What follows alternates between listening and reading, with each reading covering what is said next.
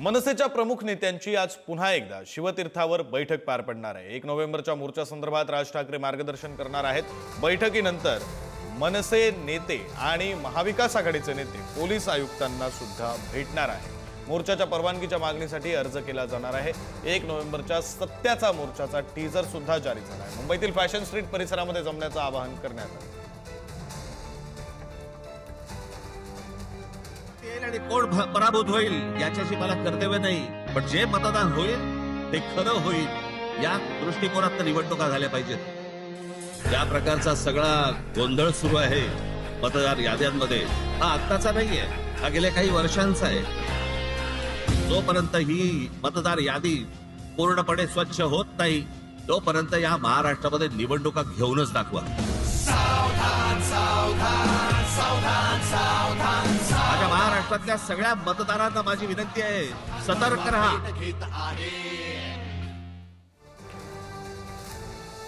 या संदर्भात बोलण्यासाठी आपले प्रतिनिधी श्रेयस सावंत आपल्यासोबत जोडले गेलेले आहेत। श्रेयस, मनसे खऱ्या अर्थाने 1 तारखेच्या मोर्चासाठी ऍक्शन मोडवर आले असं म्हणावं लागेल, कारण काल 2 बैठका, आता तिसरी बैठक, 3 बैठका झालेल्या आहेत मनसेच्या। मागच्या 24 तासांमधली ही तिसरी बैठक असेल।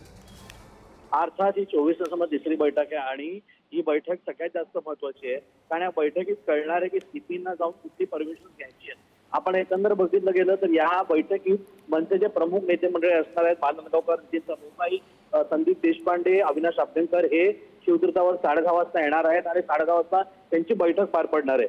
त्यानंतर विक्रांत, आपण म्हणतो तर सीपी ऑफिसकडे हे नेते मंडळी रवाना होतील परमिशनसाठी। एकंदर पाहिलं गेलं तर 2 दिवसापासून, मागच्या 2 दिवसापासून घडतात का या मोर्चावर पहिलं मरीन ड्राईव्हची परमिशन घेण्यात आली होती।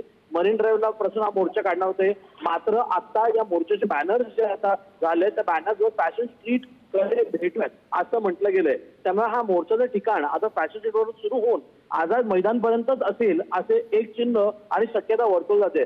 एकंदर पाहिलं गेलं तर यासाठीच परमिशन घेण्यासाठी आता महाविकास आघाडीचे नेते मंडळी सुद्धा चित्रपट जात आहेत।